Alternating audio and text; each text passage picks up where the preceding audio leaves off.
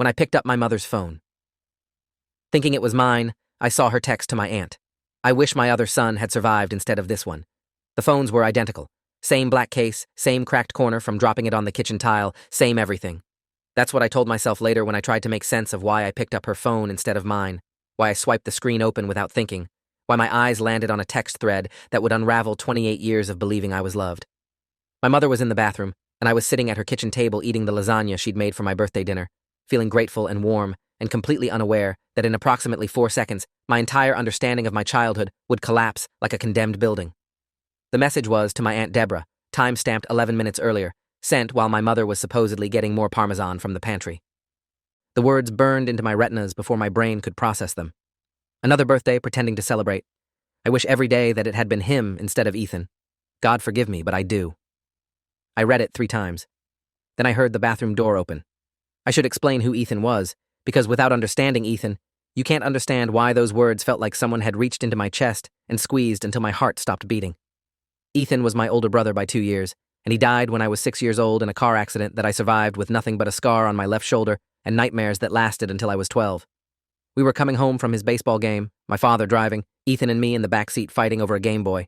A drunk driver ran a red light and hit the passenger side where Ethan was sitting. My father walked away with a concussion. I walked away with 16 stitches. Ethan didn't walk away at all. For 22 years, my mother had been the person who held me when the nightmares came, who told me it wasn't my fault, who said she thanked God every day that at least one of her sons survived. She'd been lying. Every single time she said those words, she'd been lying, and I'd believed her because why wouldn't I believe my own mother when she told me she loved me? My mother came back to the table and smiled at me, this warm, genuine-looking smile that I now understood was performance art worthy of an Academy Award. She asked if I wanted more garlic bread, and I heard myself say, no thank you. Heard myself continue eating lasagna that now tasted like cardboard and ash. Heard myself make small talk about work and the weather while my brain screamed at me to say something, do something, confront her with what I'd just read. But I couldn't. I physically could not make the words come out of my mouth because some part of me was still hoping I'd misunderstood, that maybe she was talking about someone else, that maybe this was some kind of elaborate joke I wasn't getting. I excused myself early, claiming a headache, and she hugged me goodbye at the door and told me she loved me, and I said it back, because that's what you do when your mother says she loves you, even when you've just discovered she wishes you were dead. I drove home in a fog so thick I'm genuinely surprised I didn't crash into something. My apartment felt different when I walked in, smaller somehow, like the walls had shifted while I was gone. I sat on my couch in the dark for 3 hours without moving, just replaying that text message over and over in my head, trying to find some interpretation that didn't mean what I knew it meant. My girlfriend Priya called around 10 asking how dinner was, and I lied and said it was fine, said my mom made her famous lasagna, said everything was normal, but my voice must have given something away because Priya asked if I was okay, and I almost told her right then, almost let it all spill out, but I couldn't bear to say the words out loud yet. Saying them would make them real.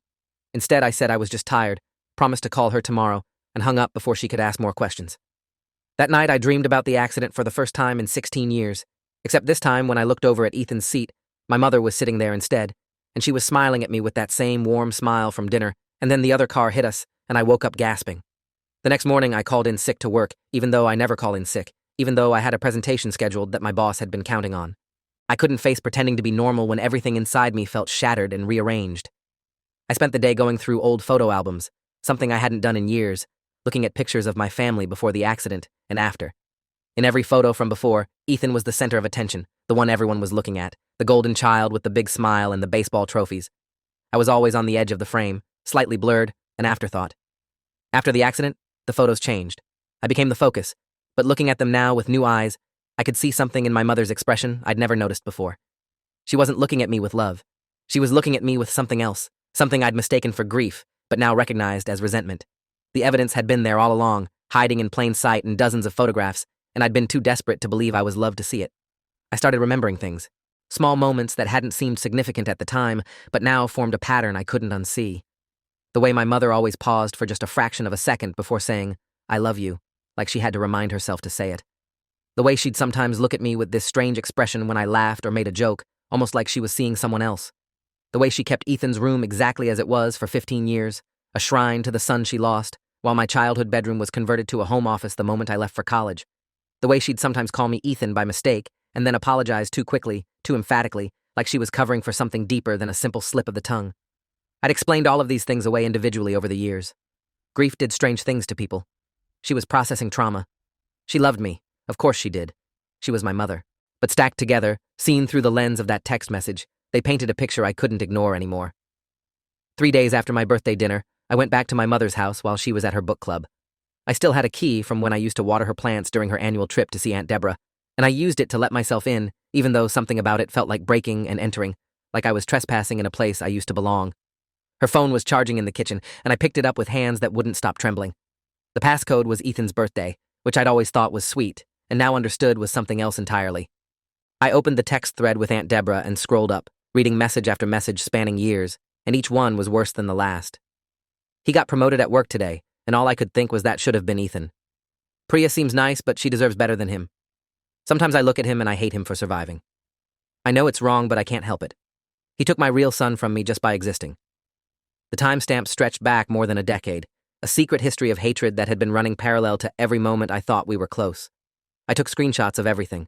43 messages documenting years of my mother wishing I had died instead of my brother. Years of her confiding in my aunt about how much she resented my existence. Years of her describing the elaborate performance she put on to make me believe I was loved. My hands were shaking so badly I could barely hold the phone, and at one point, I had to put it down and just breathe because I felt like I was having a heart attack. I found messages about my father, too, about how my mother blamed him for the accident, even though it wasn't his fault, about how she'd spent decades punishing him in small ways he probably never noticed.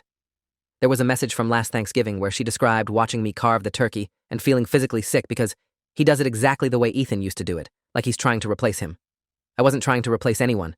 I was just carving a turkey. But in my mother's mind, everything I did was an offense against my dead brother's memory. I showed the screenshots to Priya that night, sitting on her couch while she read through them with an expression that shifted from confusion to horror to something that looked like murder. She kept saying, "Oh my God," over and over, and when she finished, she pulled me into a hug so tight I could barely breathe and told me she was so sorry, that this wasn't my fault, that there was something deeply wrong with my mother, and I didn't deserve any of this. Hearing someone else validate what I was feeling helped more than I expected. I'd been halfway convinced I was overreacting, that maybe all mothers said things like this sometimes, that maybe I was being too sensitive. But Priya's reaction confirmed what I already knew. This wasn't normal. This wasn't something that could be explained away or forgiven. This was a woman who had spent more than 2 decades pretending to love her own son while secretly wishing he was dead. Priya asked what I was going to do, and I said I didn't know yet, because I genuinely didn't. A week later, I made an appointment with a therapist named Dr. Miriam Okonkwo, who specialized in family trauma and had a waiting list 3 months long, but agreed to see me after I explained the situation in my voicemail. Her office was in a brownstone downtown, all warm colors and soft lighting, designed to make you feel safe enough to fall apart. I sat in the leather chair across from her and told her everything, starting with the text message and ending with the screenshots and all the memories I'd re-examined since. She listened without interrupting, taking occasional notes, and when I finished, she was quiet for a long moment, before saying something that changed everything. She told me what I was describing wasn't just favoritism or grief or even resentment. It was a form of emotional abuse that had been ongoing since I was 6 years old, and the fact that I'd never noticed it didn't mean it hadn't affected me. It meant I'd normalized being treated as second best to a ghost, which had probably shaped every relationship and every expectation I'd had since childhood in ways I was only beginning to understand. Dr. Okonkwo introduced me to the concept of the replacement child, which is apparently a recognized psychological phenomenon where a child born after a sibling's death is subconsciously treated as a substitute rather than an individual. But my case was even more complicated because I wasn't born after Ethan died. I was there when it happened. I survived when he didn't. In my mother's mind, according to Dr. Okonkwo, I hadn't just failed to replace Ethan. I had somehow stolen his life, taken the survival that should have been his. The fact that this made no logical sense didn't matter because trauma rarely operates on logic. What mattered was that my mother had spent 22 years looking at me and seeing a thief, a reminder of everything she'd lost, and she'd hidden it well enough that I'd never suspected. I asked Dr. Okonkwo if she thought my mother was capable of change, of genuine reconciliation, and she gave me a look that was somehow both compassionate and honest. She said that kind of deeply rooted resentment rarely resolved without intensive therapeutic intervention, and only if the person wanted to change. From what I'd described, my mother didn't seem to want to change. She seemed comfortable in her hatred. I started seeing Dr. Okonkwo weekly, then twice weekly when things got worse. During our 3rd session, she asked me about my relationship with my father, and I realized I didn't really have one. My parents divorced when I was 14, and my father moved to another state for work. He sent birthday cards and Christmas presents, but we rarely talked, and I'd always assumed that was because he was bad at communication or because the divorce had been too painful for him to stay connected. But as I talked through my memories with Dr. Okonkwo, I started to wonder if there was another explanation. I remembered my mother criticizing my father constantly throughout my childhood, blaming him for small things and large things alike, making comments about his inadequacy as a parent and a husband. I remembered how relieved he'd looked when the divorce was finalized, how quickly he'd left town, how he'd tried to maintain contact at first but gradually faded away. Had my mother pushed him out? Had she made staying too painful? I decided to find out. I hadn't spoken to my father in almost 8 months, not since a stilted phone call on Christmas Day where we'd run out of things to say after 5 minutes. But I found his number in my contacts and called him one evening without really knowing what I was going to say. He answered on the 3rd ring, surprised but not unhappy to hear from me, and we made small talk for a few minutes before I worked up the courage to ask him directly, why did he leave? Not just Mom, but me. Why did he move so far away? Why did he stop calling? The silence on the other end of the phone lasted long enough that I thought he'd hung up. Then he said something that made everything click into place. He told me that my mother had told him I didn't want to see him anymore, that every time he tried to arrange visits, I'd supposedly said I was too busy or too angry or too whatever excuse she'd invented that week. He'd eventually stopped trying because he thought I hated him. I told him I'd never said any of those things, that I'd spent years wondering why he'd abandoned me, that I'd believed my mother when she said he just didn't care enough to stay. My father cried on the phone that night, and so did I. He'd been living with the same guilt I'd been living with, believing he'd failed his only surviving son when really we'd both been manipulated by the same person. We talked for 3 hours, longer than all our conversations in the past decade combined, and he told me things about my mother I'd never known. How she'd changed after Ethan died, becoming cold and distant in ways that went beyond grief. How she'd blamed him constantly for the accident, even though it hadn't been his fault. How she'd once told him during an argument that she wished he'd died in the crash instead of their son, and that was the moment he knew the marriage was over. He'd tried to take me with him during the divorce, had hired a lawyer and fought for custody, but my mother had convinced the court that he was unstable, that I was better off with her, that he couldn't be trusted with my welfare. She'd weaponized my childhood trauma against my father to keep me under her control. I spent the next month trying to decide what to do with all this information. Part of me wanted to confront my mother directly, to show her the screenshots and demand an explanation, to watch her face when she realized her secret was out. But Dr. Okonkwo warned me that confrontations with emotionally abusive parents rarely went the way you hoped. They'd deny, deflect, gaslight, and manipulate, and I'd leave feeling worse than before. She suggested I consider what outcome I actually wanted. Did I want an apology? Unlikely to get a genuine one. Did I want to understand why she felt this way? I already knew why, even if it didn't make sense. Did I want closure? Closure was something I'd have to create for myself, not something she could give me. I thought about it for weeks, turning the question over and over in my mind. Eventually, I realized what I actually wanted was for the rest of my family to know the truth. I didn't want to be the only one carrying this secret anymore. Aunt Deborah was the logical starting point since she'd been my mother's confidant for all those years. I called her on a Saturday morning and asked if we could meet for coffee, keeping my voice casual even though my heart was pounding. We met at a cafe near her house, and she looked nervous the moment she saw my face, which told me she already suspected why I was there. I didn't waste time on pleasantries. I pulled out my phone and showed her the screenshots, watching her expression shift from confusion to recognition to shame. She tried to explain it first, saying she'd never encouraged my mother's feelings, that she'd always hoped my mother would work through it eventually, that she didn't know what else to do. I asked her why she never told me, why she let me spend 22 years believing a lie when she knew the truth. She didn't have an answer for that, just kept saying she was sorry while tears ran down her face. Sorry wasn't enough, but it was something. I told my Aunt Deborah I wasn't going to pretend this conversation never happened. I was going to tell the rest of the family what my mother had been saying about me for years, and Deborah could either support me or not, but either way, the truth was coming out. She looked terrified at that prospect, kept saying it would destroy the family, that my mother would never forgive her for not warning her. I told her the family was already destroyed. It had been destroyed the moment my mother decided to hate her surviving son instead of loving him. The only difference was that now everyone would know it.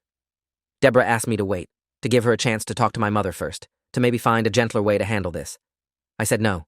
There was no gentle way to tell someone their mother had been secretly wishing they were dead for more than 2 decades. There was no version of this that didn't hurt. The family gathering was scheduled for my grandmother's 85th birthday, 3 weeks after my conversation with Aunt Deborah. Every relative within driving distance would be there, which meant approximately 30 people packed into my grandmother's small house eating cake and making small talk. I hadn't seen most of them in years, but I showed up anyway because this was where I'd decided to tell my truth. My mother was already there when I arrived, giving me that same warm smile that now made my stomach turn.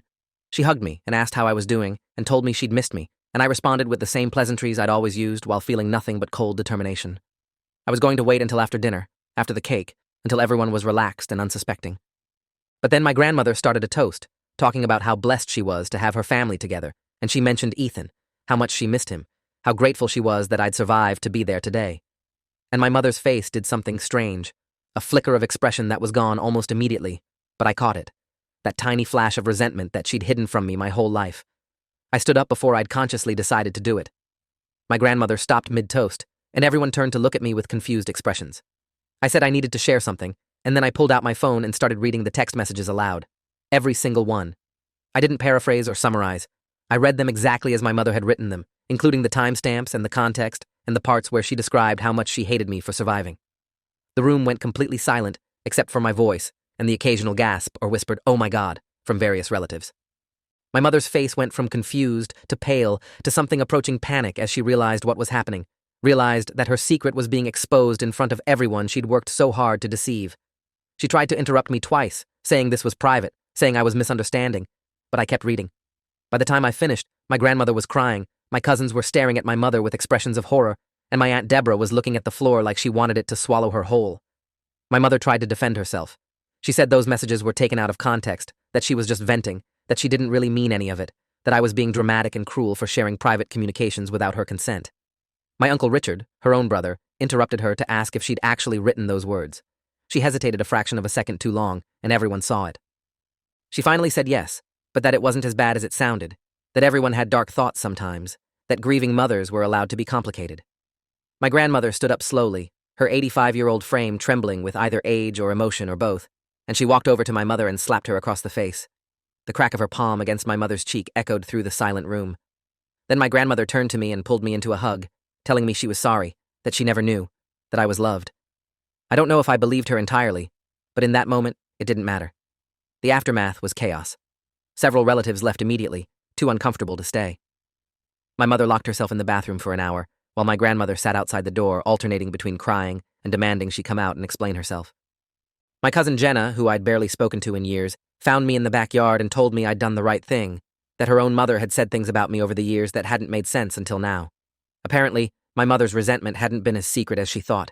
The family whisper network had carried fragments of it, warped and incomplete, but enough that some people had wondered. They'd just never said anything to me directly, because who wants to be the person who tells a kid his mother wishes he was dead?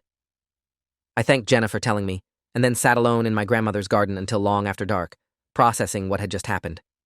My mother tried to contact me 17 times in the week following the birthday party. Calls, texts, even a handwritten letter left in my mailbox that I read once and then burned in my sink. The letter was 11 pages of justification and deflection, explaining how hard it had been to lose Ethan, how she'd done her best to love me anyway, how unfair it was that I'd exposed her private struggles to the whole family. She never once apologized genuinely, never once acknowledged that what she'd done was wrong. She just kept insisting that I'd overreacted, that I'd humiliated her unnecessarily, that I owed her an apology for ruining my grandmother's birthday. I didn't respond to any of it. I'd said everything I needed to say at that party, and nothing in her messages suggested she was capable of the kind of accountability that would make further conversation worthwhile. Dr. Okonkwo agreed that no contact was probably the healthiest choice, at least until my mother demonstrated genuine remorse and commitment to change, which might never happen. My father flew in to see me 2 weeks after the birthday party. It was the first time I'd seen him in person in almost 4 years, and he looked older than I remembered, grayer and more tired. We spent 3 days together doing nothing particularly special, just talking and eating meals and watching television and being in the same space. He told me stories about Ethan that I'd never heard, stories from before I was born and from the brief overlap when we'd both been alive. He talked about what our family had been like before the accident, how my mother used to laugh, how my parents used to hold hands and dance in the kitchen. He said the accident didn't just kill Ethan, it killed the person my mother used to be.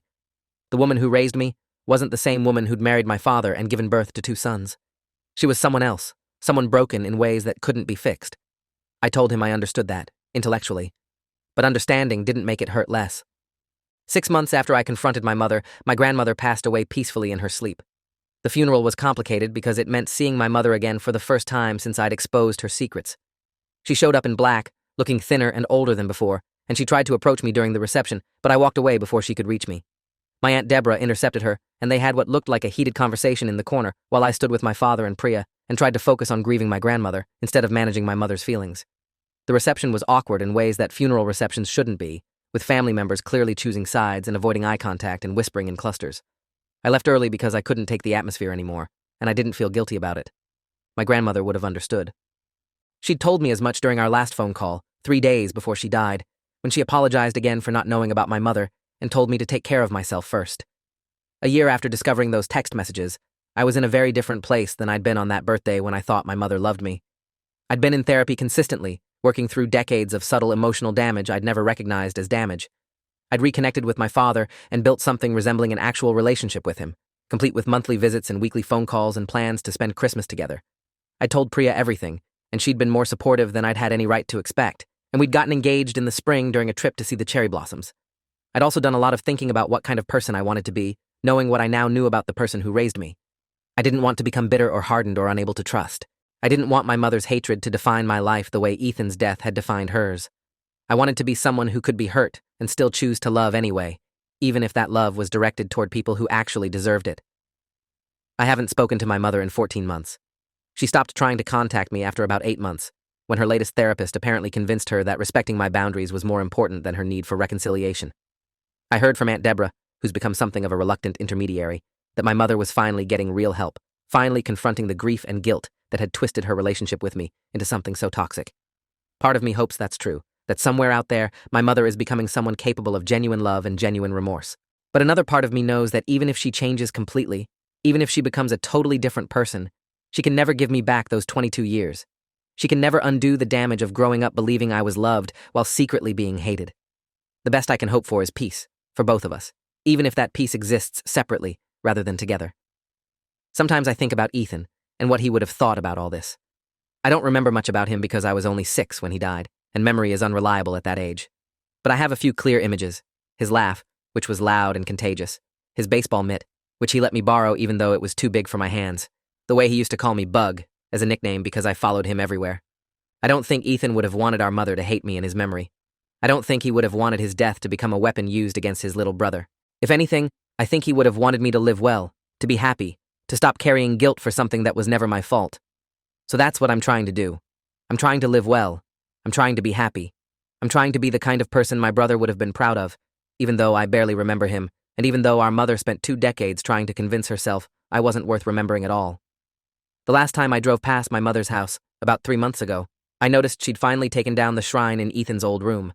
The window that had always been kept dark was now open with the curtains pulled back, letting in light. I don't know what that means exactly, whether she's finally letting go of the past or just redecorating. I didn't stop to find out. But something about seeing that light in that window made me feel hopeful, in a way I hadn't expected. Like maybe healing was possible even for the most damaged people, even after the most destructive choices. I hope my mother finds peace. I really do. I hope she stops hating me and stops blaming my father and stops worshiping a ghost in place of loving the living. But whether she does or not, I'm going to be okay. I know that now with a certainty I never had before. The text message that shattered my understanding of my childhood also freed me from it. I am no longer trying to earn love from someone incapable of giving it. I am no longer wondering why nothing I do is ever quite good enough. I am no longer that little boy sitting in a crashed car wondering why his brother won't wake up. I'm just me, 30 years old, engaged to a woman who loves me genuinely, working a job that challenges me, seeing a therapist who helps me understand myself, reconnected with a father who never stopped caring, even when my mother convinced him I didn't want to see him. I am built from the wreckage of my mother's hatred, but I am not defined by it. The text message that changed everything didn't actually change who I was. It just showed me who she was. And now that I know, now that the illusion has been shattered, I can finally start being loved for real. That's enough. That's more than enough. That's everything my mother never wanted me to have, which makes having it even sweeter. Thanks for watching till the end. Make sure to subscribe and like to not miss the next story.